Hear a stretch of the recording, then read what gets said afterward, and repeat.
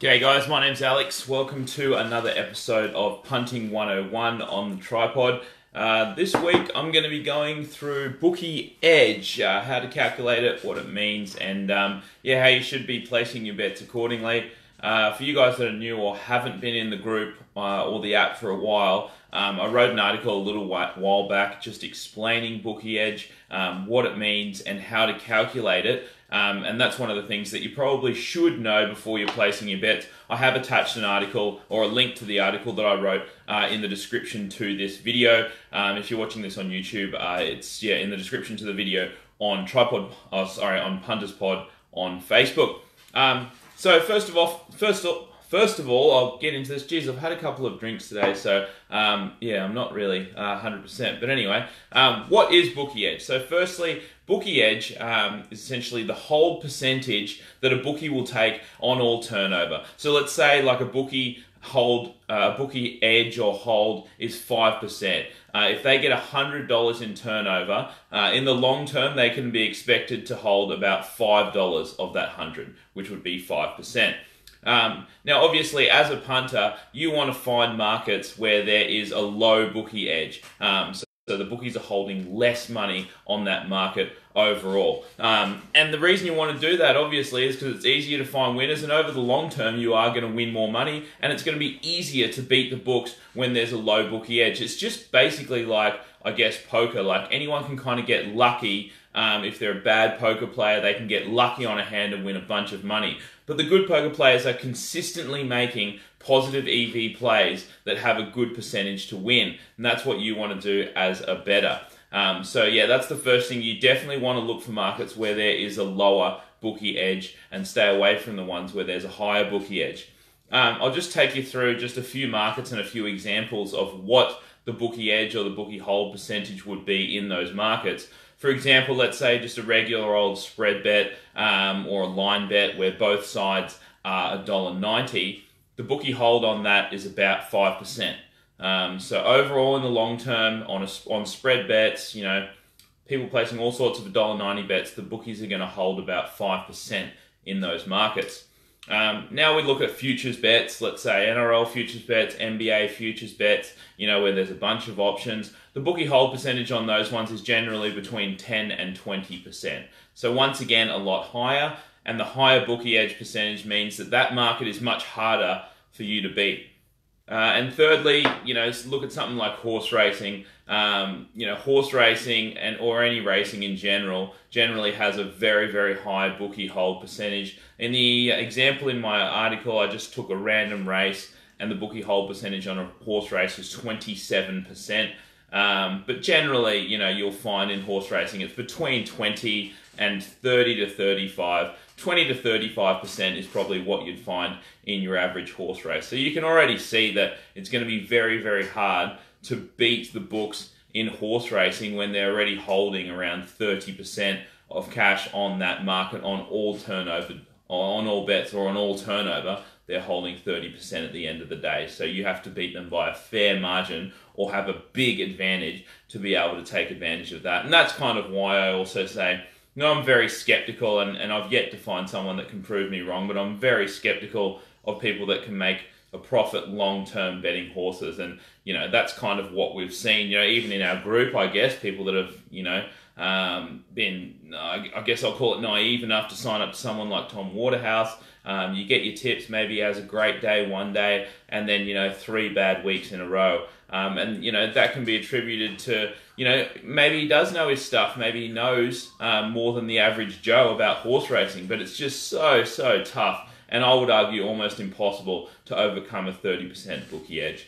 So now I'll take you through how to calculate it. This will just be a short one because if you do want to actually learn more about it, you can read it in the article. There's a link in the description to this vid. Getting a friendly old whiskey and coke in me. So how you'd want to do it, my example that I'll just give you to you now, let's say you're looking at a market with 3 options in it, right? So it might be whatever it is. Yeah, it's got 3 options, okay? So you're going to take all your options, the odds, you're going to write them down on a piece of paper. Then you're going to take 1 divided by odds A, write that down, 1 divided by odds B, write that down, and 1 divided by odds C, write that down as well. You're going to add them all up, and you're going to get a number somewhere between, 1.05 and 1.5, let's say. You're going to get a number somewhere just above 1. So the part of the number just above 1, let's say you finish with 1.27.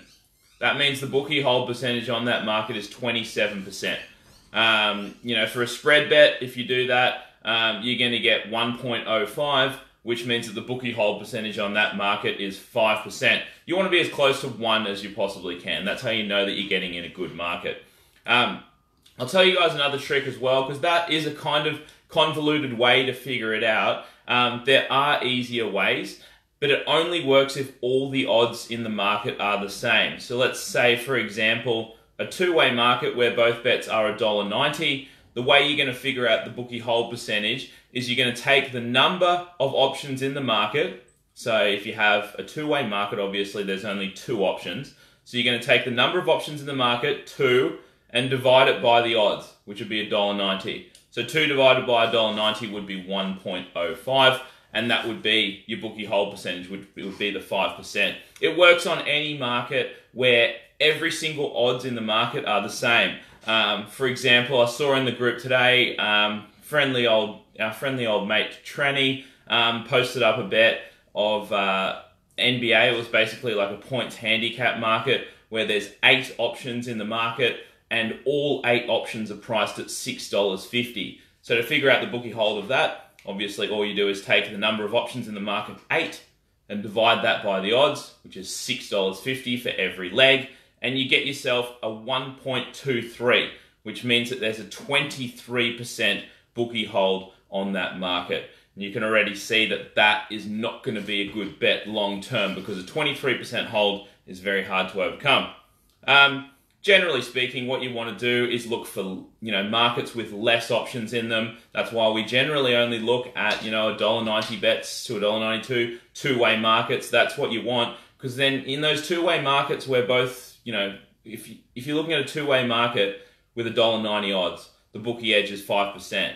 But once you start getting into those markets where there's, 5, 10 options, like a futures bet, like a horse race, that's when the bookie hold percentage is much higher, and it's much harder to overcome that. So just generally speaking, you're going to want to make the majority of your bets in two-way markets where the bookie hold percentage is much lower. Now, does this mean that you should never bet on, markets where there's multiple options, where there's 5, 10 options?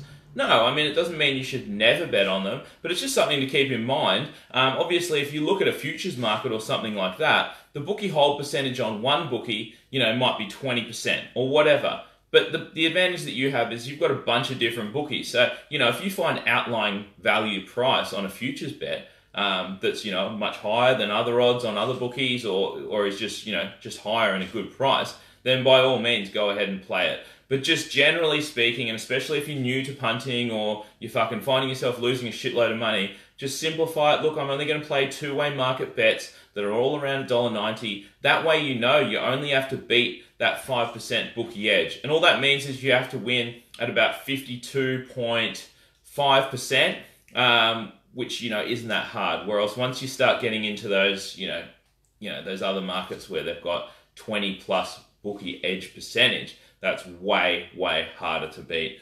So yeah, that's pretty much it, guys. If you want to read any more about it, just click the link in this video. But yeah, just generally speaking, look, try and just play, most of your bets on two-way markets. They're going to be the smallest bookie edge to overcome. And you're just going to, you don't necessarily have to punt any better, but you're going to find you win a lot more bets just because you have such a smaller edge to overcome. And you're going to find you win more money as well, because when you do win, they're not going to be raking it off the top with your price, and you're going to end up with less profit. So that'll do me for this week, guys. A little bit early today because I have to go out. I'm actually going to a concert. We're going to see the Wombats, and friendly old Jacob will be there as well. So I've got to start getting my drink on, so I've done this a little bit early. But any questions, hit us up. But otherwise, we'll see you tomorrow morning on this page, 10 a.m, to break down round 13, or the rest of round 13 in the NFL. Went 3-1 on our plays today, so I look to continue that on Monday. We'll see you tomorrow morning, 10 a.m.